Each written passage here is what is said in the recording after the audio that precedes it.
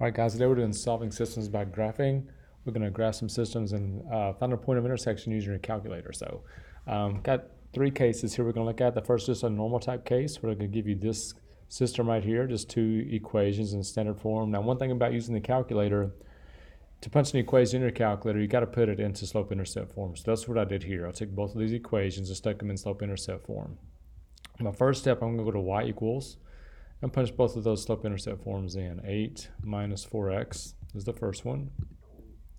Come down to the second line and use parentheses when you have a fraction in here. So 18 minus 2x, close the parentheses, and then divided by negative 3. You might have put that in parentheses also just to be safe since it's negative. Now, when we graph it, depending on who's used your calculator, what we've done with it in the past, I'm going to hit zoom 6. And what that's going to do is it's going to fix my window for me and make it perfect. And now you can see the two lines. One's red, one's blue. The answer to your system is where the two lines intersect each other, because every point on those lines are solutions to the individual equations. So where they intersect is the answer to both. So the way you found the intersection, your calculator will do that for you too. If you go to second calc or second trace, look at number 5. Number 5 says intersect. So if you just hit the number 5, it comes back and it says first curve. It calls everything a curve. And your cursor should be on, like my cursor's on the blue line. If you hit enter, it jumps to the red line. It says second curve, which is yes. Hit enter. Then your calculator is asking you, do you want the answer? Of course you do. And there's your answer. Intersection is 3, negative 4. And all there is to it. So you just write 3, negative 4 as an ordered pair. And that'd be the solution to your system. Pretty easy right there. And there's two special cases I wanted to show you real quick. The first is this one.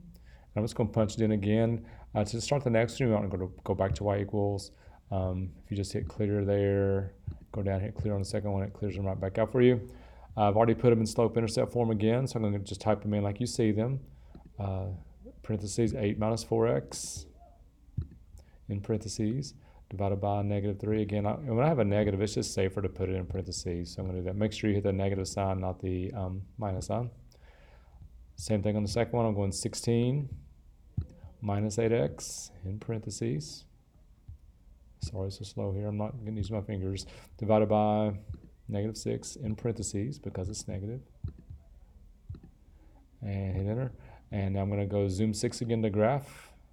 You could also hit graph now since we've already fixed it. I'm going to do that. I don't know if you just saw what happened, but the blue line it drew first and the red line came a second right on top of it, which means the two lines intersect everywhere, meaning these two equations are really the same line. I mean, look at them. If you doubled every number in the first equation, it would give you the second one, which means the equations are really equivalent. They're the same.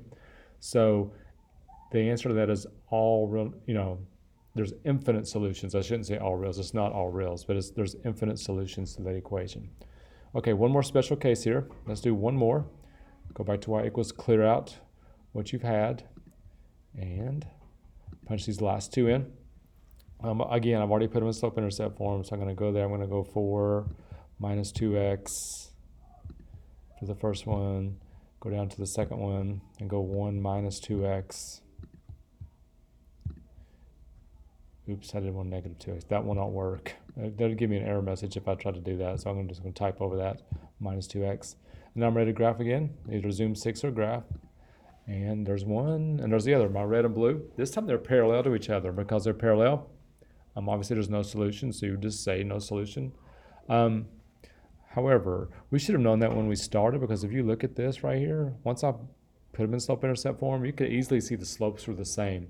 And remember, when slopes are the same, that means they're parallel. But the slopes up here were also the same, but it was the same line. The difference is if you look at these two equations here, one's a multiple of the other. Down here, they're almost multiples of each other, but the 1 and 4 kind of messed it up. So that's what no solution looks like, and this is what infinite solution looks like. Now, we classify these. We have 4 words down here to classify the kind of answers we get. Consistent means there's at least one. Inconsistent means there's no solution.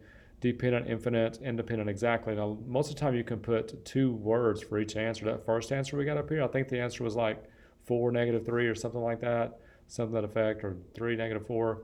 That would be consistent because it did have a solution, and it would also be independent because it has exactly one solution. So it would be both of those, consistent and independent. Our second case was two lines that were right on top of each other, so it's consistent because it had at least one solution, and it would be dependent because it had infinite, so that would be consistent, dependent. And the last one, because that picture's still on the calculator there, they're parallel, had no solution. So instead of writing no solution, I'm just going to say, okay, it's inconsistent. And if you write inconsistent, it can be either other word down here. It's just plain old inconsistent. All right, hopefully that helped. Calculator review there. We'll use them a lot tomorrow in class. Make sure you have it with you. And I'll see you then. Look forward to it. See you. Bye.